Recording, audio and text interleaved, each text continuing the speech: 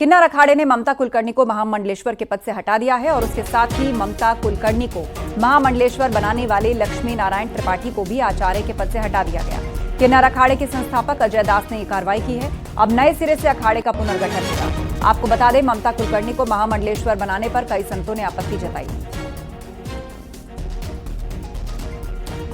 तो इस वक्त की बड़ी खबर है, हाल ही में कुंभ में डुबकी लगाकर और सभी परंपराओं को पूरा करवाकर एक्ट्रेस ममता कुलकर्णी को महामंडलेश्वर बनाया गया था किन्नर अखाड़े में, जिसका विरोध हुआ। अखाड़े के अध्यक्ष ने यह कार्रवाई की है। किन्नर अखाड़े के संस्थापक अजय दास ने कार्रवाई की है। अब नए सिरे से अखाड़े का पुनर्गठन होगा। इतना ही नहीं, ममता कुलकर्णी को महामंडलेश्वर बनाने वाले लक्ष्मी नारायण त्रिपाठी को भी आचार्य के पद से हटाया गया है। सीधे अब आपको ले चलते हैं, हमारे सहयोगी राजीव हमारे साथ लाइव जुड़ रहे हैं।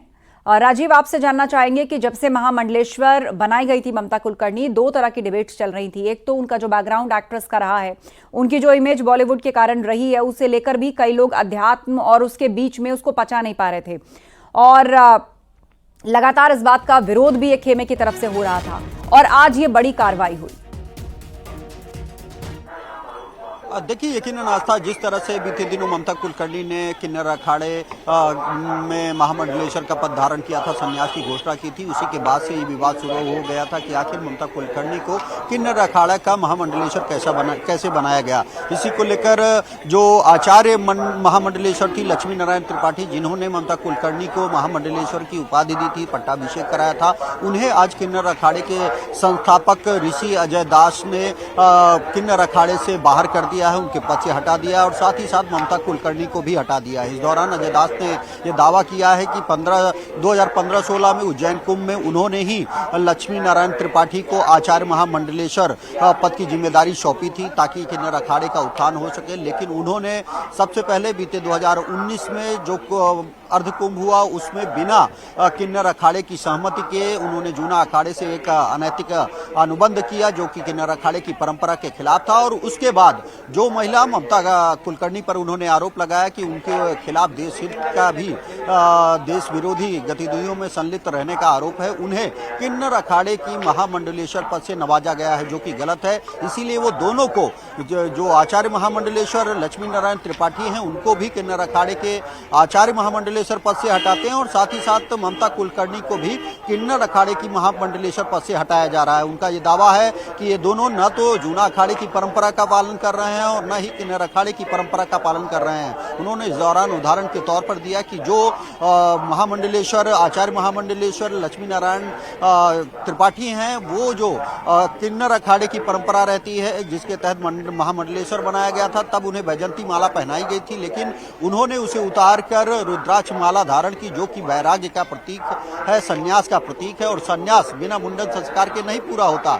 इसीलिए ये लोग किन्नर अखाड़े की परंपरा का निर्वहन नहीं कर रहे हैं। ऐसे में दोनों को आज उनके पद से हटाया जा रहा है। हालांकि ये पहले ही आशंका जताई जा रही थी। दोनों जो संस्थापक हैं, जो आचार्य लक्ष्मी नारायण त्रिपाठी हैं, उनके बीच ये विवाद शुरू हुआ था। अब से कुछ देर पहले जब बात की गई लक्ष्मी नारायण त्रिपाठी से, जो कि आचार्य महामंडलेश्वर, उनका दावा है कि ऋषि अजय दास अब किन्नर अखाड़े के संस्थापक ही नहीं हैं, वो हमें हटा ही नहीं सकते, उन्हें हमें हटाने का कोई अधिकार नहीं है। तो इसको लेकर अब से कुछ देर बाद दोनों पक्षों द्वारा एक बार फिर से प्रेस कॉन्फ्रेंस की जा सकती है, जिसमें देखना होगा कि दोनों पक्ष अपना क्या दावा करते हैं। हालांकि इस पूरे विवाद के बाद, दोनों को पद से हटाए जाने के बाद, फिलहाल ममता कुलकर्णी का कोई रिएक्शन सामने नहीं आया है। हम कोशिश कर रहे हैं कि उनका भी इस विवाद पर, इस निष्कासन पर उनकी प्रतिक्रिया ली जाए, लेकिन फिलहाल ताजा खबर यही है, ताजा अपडेट यही है कि महामंडलेश्वर पद से ममता कुलकर्णी को किन्नर अखाड़े के से हटा दिया गया है और उन्हें महामंडलेश्वर बनाने वाली आचार्य महामंडलेश्वर लक्ष्मी नारायण त्रिपाठी को भी किन्नर अखाड़े के संस्थापक ऋषि अजय दास ने हटाने का दावा किया है। बिल्कुल, और ये भी समझना चाहेंगे राजीव आपसे कि अगर अखाड़े के संस्थापक कोई फैसला लेते हैं तो क्या वो अंतिम फैसला होता है, या ऐसा भी कोई फोरम है कि उसके बाद भी बातचीत की कोई संभावना बचती है, या कोई जहां पर इस तरह के विवादों का निपटारा होता हो, इस तरह का कोई फोरम होता है, या इसको अंतिम फैसला माना जाता है? अब देखिए किन्नर अखाड़े के संस्थापक ऋषि अजय दास हैं, जैसा कि और भी महंतों से भी बात करने की कोशिश की, उनकी प्रतिक्रिया सामने आई। उनका भी ये कहना था कि संस्थापक का जो फैसला होता है वो सर्वमान्य होता है, और अगर उन्होंने ये फैसला अलॉटमेंट कराई, जमीन अलॉटमेंट भी मेरे नाम से शासन ने किया, उसका प्रमाण पत्र मेरे पास है। तो संस्थापक होने के नाते मेरे ऊपर बहुत दबाव था समाज का, धर्म का, कि ये जिस तरीके से गलत इस पे चल रहे हैं प्रक्रिया में, इन लोगों ने जो है धर्म कर्म सब छोड़ करके जो है, मैंने बनाया था धर्म प्रचार के लिए कि गौशालाएं चलाए, वृद्धाश्रम चलाए, कोई धार्मिक कर्मकांड करे और साथ ही किन्नर समाज का उत्थान करे। लेकिन इन लोगों ने जो है ये सारी प्रक्रिया छोड़ करके जो है उद्देश्य से भटक गए, और भटक करके इन लोगों ने जो है ममता कुलकर्णी जैसी देशद्रोह से लिप्त देशद्रोह के आरोपी को इन्होंने शीघ्र ही आते ही डायरेक्ट जो है महामंडलेश्वर का पद दिया। तब जब अति हो गई तब मुझे जो है इनको हटाने की जो है प्रक्रिया करना पड़ रहा है। इनको हटाने के लिए क्या प्रक्रिया, नोटिस देंगे या हटाने की एक ही प्रक्रिया है कि इनको नोटिस दिया जाएगा। कब तक? और महामंडलेश्वर बनने के लिए जैसे इन्होंने ममता कुलकर्णी बनाया, उसके लिए क्या नियम होते हैं और क्या उसमें नहीं? देखिए, महामंडलेश्वर बनने के लिए सबसे पहले तो व्यक्ति को अभ्यागत होना पड़ता है। बैराग जब धारण करता है वो अभ्यागत होता है, फिर किसी गुरु के संरक्षण में रह करके वो साधना तप करता है। साधना तप करने के पश्चात जब उसको कोई स्थान प्राप्त होता है तब वो स्थानधारी होकर के महंत बनता है, और महंत बनने के पश्चात फिर एक कड़ी परीक्षा के पश्चात जो है उसे जो है महामंडलेश्वर का पद पट्टाभिषेक के द्वारा दिया जाता है। इसी से नाराज होकर आप ये कार्रवाई हो रही है इस पे? जी हाँ, ये कोई बिग बॉस का शो नहीं है जिसको कि कुंभ के दौरान 1 महीने चला दिया जाए और उसके पश्चात जो है 3 साल तक जो है मौन होकर के बैठा जाए, किसी प्रकार का धार्मिक प्रचार प्रसार न किया जाए। किस पे कार्रवाई होगी? इसमें जो है आचार्य महामंडलेश्वर और ममता कुलकर्णी दोनों को ही जो है इस पद से जो है हाथ धोना पड़ेगा। इसके पीछे कारण क्या रहा होगा? किसी ऐसे आदमी को महामंडलेश्वर बनाना या कुछ ऐसा आपके कुछ हुआ, किस तरीके से आपको? देखिए, ऐसे व्यक्ति को यदि महामंडलेश्वर बनाया गया है तो कहीं न कहीं इनकी आपसी जो है कूटनीतिक सहमति हुई है, जिसके कारण इनको जो है आचार्य महामंडलेश्वर बनाया, जबकि ये बिल्कुल विधि विरुद्ध है और सनातन धर्म के सरासर विरुद्ध है। ऋषि अजय दास, संस्थापक किन्नर अखाड़ा।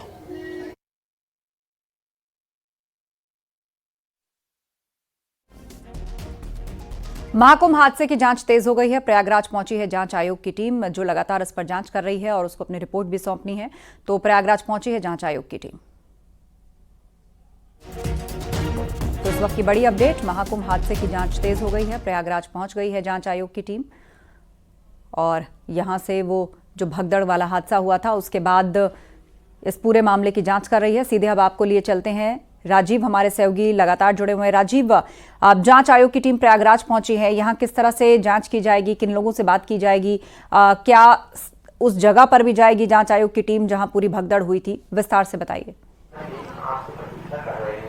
अब देखिए, बिल्कुल मौनी अमावस्या के दिन जो भगदड़ हुई थी उस घटना की जांच के लिए मुख्यमंत्री योगी आदित्यनाथ ने एक न्यायिक आयोग का गठन किया था, और इलाहाबाद के रिटायर्ड जस्टिस हर्ष कुमार की अध्यक्षता में 3 सदस्यीय आयोग का गठन हुआ था, जिसमें उत्तर प्रदेश के एक रिटायर्ड आईपीएस बीके गुप्ता और रिटायर्ड आईएएस डीके सिंह को सदस्य के तौर पर नामित किया गया था। इस न्यायिक आयोग को 1 महीने के अंदर अपनी जांच रिपोर्ट सौंपनी है कि आखिर ये हादसा कैसे हुआ था, जिसकी जांच कल ही शुरू हो गई थी। कल सबसे पहले न्यायिक आयोग के सदस्यों ने लखनऊ में जो अपना दफ्तर बनाया गया है उसमें उन्होंने बैठकर इसकी प्रक्रिया शुरू की है, और आज अब वो प्रयागराज पहुंच चुके हैं। अब से कुछ देर बाद वो संगम क्षेत्र पहुंचेंगे जहां पर ये हादसा हुआ था।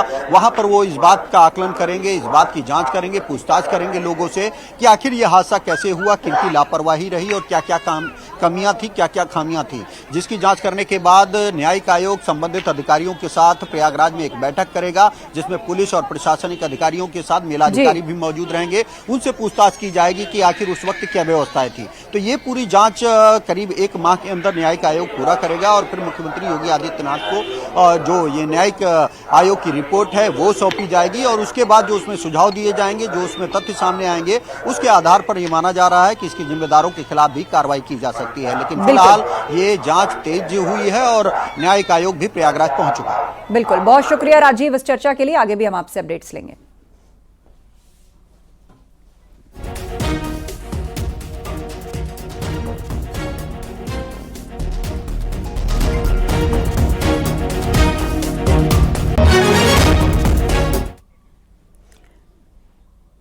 उधर वाराणसी में बीच गंगा नदी में उस वक्त हड़कंप मच गया जब 2 नाव आपस में टकरा गई और उसके चलते 58 यात्रियों की जान खतरे में पड़ गई। नाव टकराने से एक नाव ज्यादा क्षतिग्रस्त हो गई है। कुछ श्रद्धालु गंगा नदी में गिर गए, लेकिन ड्यूटी पर तैनात जल पुलिस और एनडीआरएफ की टीम ने फौरन स्थिति को संभाला और यात्रियों को रेस्क्यू किया। गंगा में गिरे यात्रियों को बाहर निकाला गया। नाव पर फंसे यात्रियों को दूसरे नाव पर बिठा करके रेस्क्यू किया गया। तस्वीरें आपको दिखा रहे हैं एनडीआरएफ की टीम ने किस तरह इस रेस्क्यू को किया। 2 नाव आपस में टकरा गई जिससे कुछ लोग गंगा में गिर गए और नौबत आ गई कि उनकी जान पर बनाई। ऐसे में एनडीआरएफ की टीम फौरन वहां पर पहुंची और गंगा में गिरे हुए लोगों को बाहर निकाला और साथ ही बोट पर जो लोग फंसे थे उनको भी रेस्क्यू करके दूसरे पार लाया गया। बुढ़ा बुढ़ी थे, बच्चे ज्यादा नहीं थे, सब यंग, हम ज्यादा से कम नहीं तो सब हमारे ऊपर थे। हाँ जी सब यंग थे और बाकी बूढ़े लोग थे। राइट, सब लोग बच गया है ना, सब लोग बच गए। एक का ज्यादा इंजरी था, वो मेडिकल ट्रीटमेंट ओड्रा टीम के द्वारा। हमारे सहयोगी उपेंद्र इस पर जानकारी दे रहे हैं। उपेंद्र, विस्तार से बताइए कब और कैसे ये हादसा पेश आया। देखिए, करीब ये हादसा सुबह के 11:30 के आसपास का हादसा है।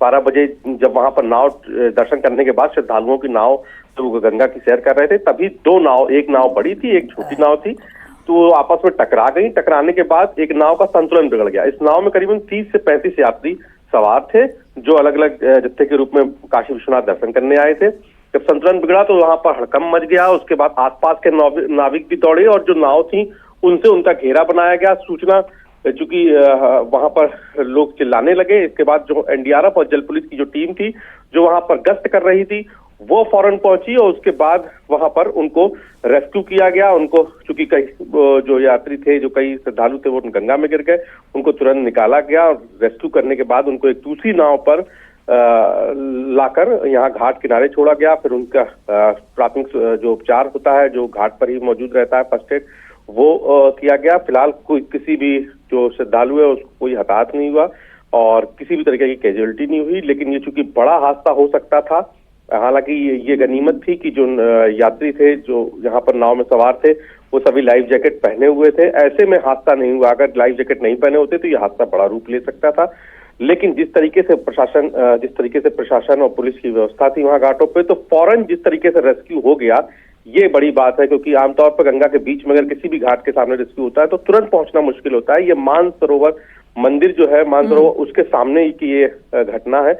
लेकिन फिलहाल वहां पर टीम मुस्तैद थी। जैसे ही ये सूचना आला अधिकारियों को पहुंची, वो भी पहुंचे। उन्होंने इस पूरे रेस्क्यू की जानकारी ली, घटना की जानकारी ली। खुद अपर पुलिस कमिश्नर चिनप्पा और जो जल प्रभारी भी हैं, इसके अलावा जो आईपीएस 17 है वो भी जल के प्रभारी हैं, तो सभी अफसर पहुंचे और एनडीआरएफ की टीम से बात करके ये मुतमईन हुए कि अब किसी भी तरीके की कोई यात्री को कैजुअलिटी नहीं हुई। उसके बाद सभी यात्रियों को उनके जो होटल्स में रुके थे उनकी ओर उनको रवाना कर दिया गया और उनकी चूंकि जानकारी रख ली गई। लेकिन ये बड़ा हादसा था। ऐसे में हालांकि ये जरूर ध्यान देना चाहिए कि जिस तरीके से भीड़ बढ़ रही है, 1 करोड़ श्रद्धालु दर्शन कर चुके हैं इस महीने।